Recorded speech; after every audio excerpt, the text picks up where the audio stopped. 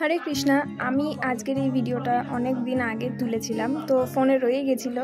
এবার আমি পোস্ট করছি এতদিন পর। এটা একটা শীতকালের ভিডিও। আমি চলে গেছিলাম পঞ্চতত্ত্ব মন্দিরে, আর তখন ছিল পঞ্চতত্ত্ব ভগবানের অভিষেকের দিন। আর সেখানে এত ভিড় হয়েছিল, মানে লাইন কত দূর থেকে কত দূর চলে গেছিলো। তারপর অভিষেক দেখে আমরা পাশে একটা মেলায় চলে আসি। এই মেলাটায় দিনের বেলা বন্ধ ছিল, রাত্রেবেলা সব খোলা টোলা ছিল। তো রাতেও আমরা দেখেছি, আর দিনের ভিডিওটা তোমাদের সাথে শেয়ার করছি। এখানে বহু দূর দূর থেকে লোকজন এসেছিলো, এখানে স্টল দিয়েছিল, আর খাবারগুলো এখানকার দারুণ টেস্টি ছিল। তো আবার আমরা চলে গেছি নাম হট্টের হোটেলে। তো ওখানে আমরা একটুখানি ঘোরাফেরা করার জন্যই গেছিলাম, একটু জল খাওয়ার জন্য। আর এরপরে আমরা চলে যাব পঞ্চতত্ত্ব মন্দিরের সামনে, যেখানে কীর্তন হচ্ছে। তো সেখানটা বেশ সুন্দর করে সাজানো রয়েছে, আর প্রচুর মানুষের ভিড়, মানে এত মানুষের ভিড়ের মধ্যে না চলা যায় না ঠিক করে। তাও আমরা গিয়েছি, বসেছি ভেতরে। আর এরপরে 4টের সময় বড় মন্দির খুলবে, তো আমরা বড় মন্দিরেও আজকে প্রবেশ করব, দেখব ভেতরটা। শুনেছি সব রেডি হয়ে গেছে, এবার আমি এখন অবধি দেখতে পারিনি, এবার দেখতে আজকে পারবো। পবিত্র হয়, শাস্ত্রে বলা হয়েছে মায়েদের উলুধ্বনিও গোটা জগৎটাকে মঙ্গল করবে এবং পবিত্র করবে। আর মায়েদের কাছে অনুরোধ, আপনারা মাঝে মাঝে উলুধ্বনি দিয়ে এই সুন্দর প্রতিমাটাকে মহিমান্বিত করবেন। হরে কৃষ্ণ।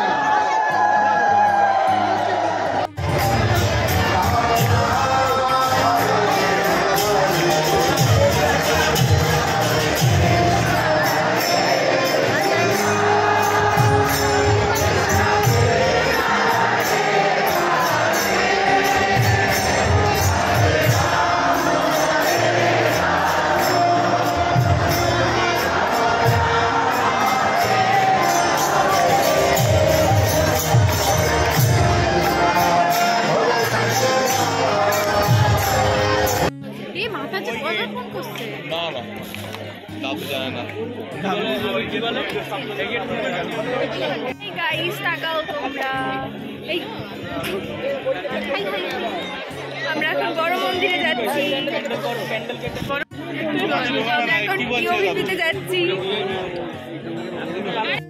প্রতিবারের মতো এবারও এখান থেকেই আমরা উঠছি উপরের দিকে।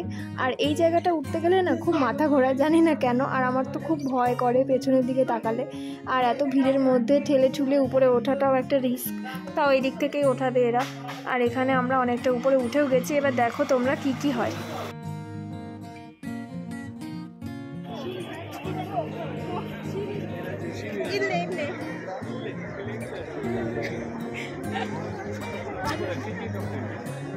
সিঁড়ি দিয়ে ওঠাই ভালো।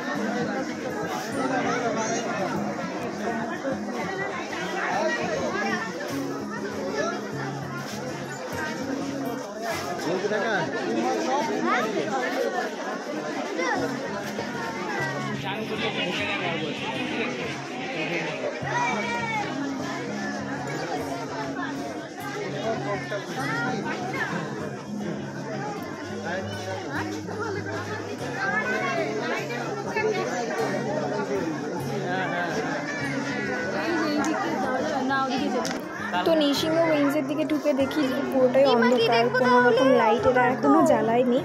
আর এখানে ভগবানকেও রাখেনি, এখানটা শুধু একদিনের জন্যই খোলা হয়েছিল, আর সেদিন আমি আসতে পারিনি। লাইট জ্বললে আরও সুন্দর করে তোমাদেরকে দেখাতে পারতাম, কিন্তু আমি নিজেও সেভাবে ক্লিপগুলো তুলতে পারিনি। আর সামনে থেকে দেখে যতটা ভালো লাগছে, ফোনে আমি ঠিক অতটা ফুটিয়ে তুলতে পারছি না। এই প্রত্যেকটা পাথর, প্রত্যেকটা সাজসজ্জা এত সুন্দর, এত নিখুঁত, মানে কত যে ভালো লাগছে দেখতে। একভাবে তাকিয়ে থাকার মতোই একটা জিনিস। আর অনেকক্ষণ আমরা এটার ভেতরে ছিলাম, প্রায় আধ ঘন্টা 45 মিনিট মতো। আর এটা প্রত্যেক দিনই 4টের সময় খোলে। এখানে চারিদিকটা প্রায় রেডি হয়ে গেছে, আর কদিনের পর জনসাধারণের জন্য হয়তো খুলে যাবে।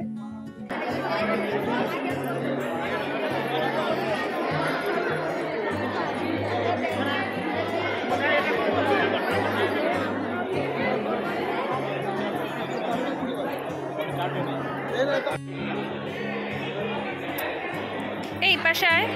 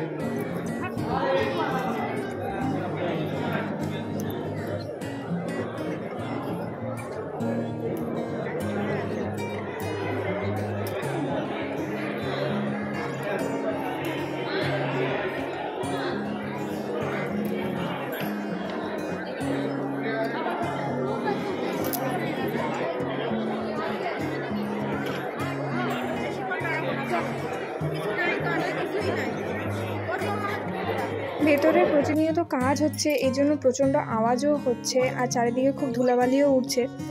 আর এখনও সম্পূর্ণটা রেডি হয়নি, যেরকমটা ছবিতে ফেসবুকে খুব ভাইরাল হয়েছিল সেরকমটা এখনও তৈরি হয়নি, হচ্ছে। আর কিছু বছরের মধ্যে এটা পুরোটাই রেডি হয়ে যাবে, আর দেখতে তখন কতটাই না সুন্দর লাগবে ভেবে দেখুন। আর এখানে ভগবানকে সাজিয়ে রেখেছে, খুব সুন্দর লাগছে দেখতে। এরপরে হয়তো আর ফোন নিয়ে ঢুকতে পারবো না, এরপরে হয়তো আর ছবি তুলতে পারবো না। এই মেমোরিগুলো সারা জীবন থেকে যাবে আমার ইউটিউবে। এরপরে আমরা বেরিয়ে গেছি, তারপরে বাইরেটায় দেখছি কি সুন্দর লাইট জ্বালিয়ে দিয়েছে, বাইরেটা একটু ঘোরাফেরা করলাম। এই মন্দিরটা আমাদের অনেকদিন ঢোকা হয় না, আর আমরা সবাই মিলে বাইরেটা একটু ঘোরাফেরা করে একটু কিছু খেয়ে তারপরে আবার চলে যাচ্ছি মেলার দিকে। যে মেলাটা তোমাদেরকে দিনের বেলা দেখিয়েছিলাম, সেই মেলাটা এবার রাত্রেবেলা তোমাদেরকে দেখাচ্ছি। চারিদিকে কত খাবার, চাউমিন, বেবিকর্ন, ফুচকা, মোমো, মোগলাই, সবই কিন্তু ভেজ, রোল, আরও অনেক কিছু। তো আমরা সেদিনকে বেশ কিছু জিনিস ট্রাই করেছিলাম, যেমন চাউমিন, ফুচকা, এগুলো আমরা ট্রাই করেছিলাম, খুব সুন্দর হয়েছিল। মোগলাইটাও ট্রাই করেছিলাম।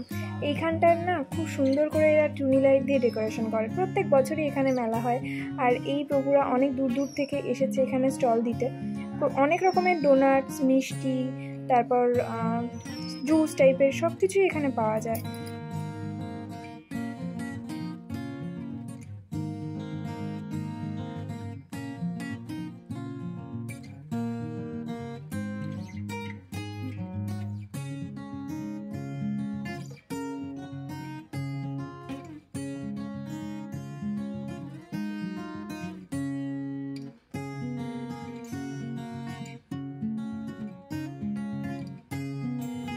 আমরা সবাই মিলে এখান থেকে কেনাকাটা করে খাবার নিচে বসে, উপরে চেয়ারে না জায়গা পাওয়া যায় না, এই যে উনি বসে আছে, নিচে বসে সবাই একসঙ্গে গোল হয়ে খাই।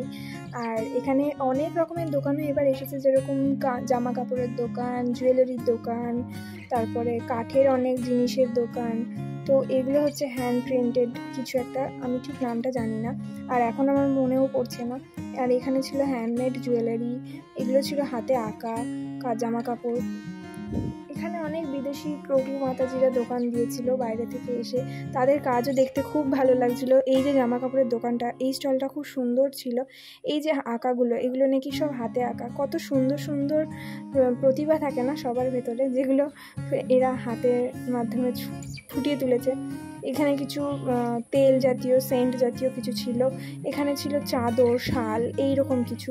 তারপরে ছিল এই স্টলে ছিল সায়া, তারপরে কুর্তি, গুপি ড্রেস, এগুলো প্রত্যেকটা স্টলে এক এক রকম জিনিস। আর এখানে গুপি ড্রেসগুলো দেখতে খুব সুন্দর লাগছিলো, কিন্তু এখানে সব কিছুরই একটু এক্সপেন্সিভ দাম, সব কিছুরই। যে কোনো সাধারণ জিনিসও এখানে একটু দামি, তো সাধারণ মানুষের জন্য এগুলো না। আর এই ব্যাগটা আমার খুব ভালো লেগে গেছিলো, কিন্তু অনেক দাম বলছিল।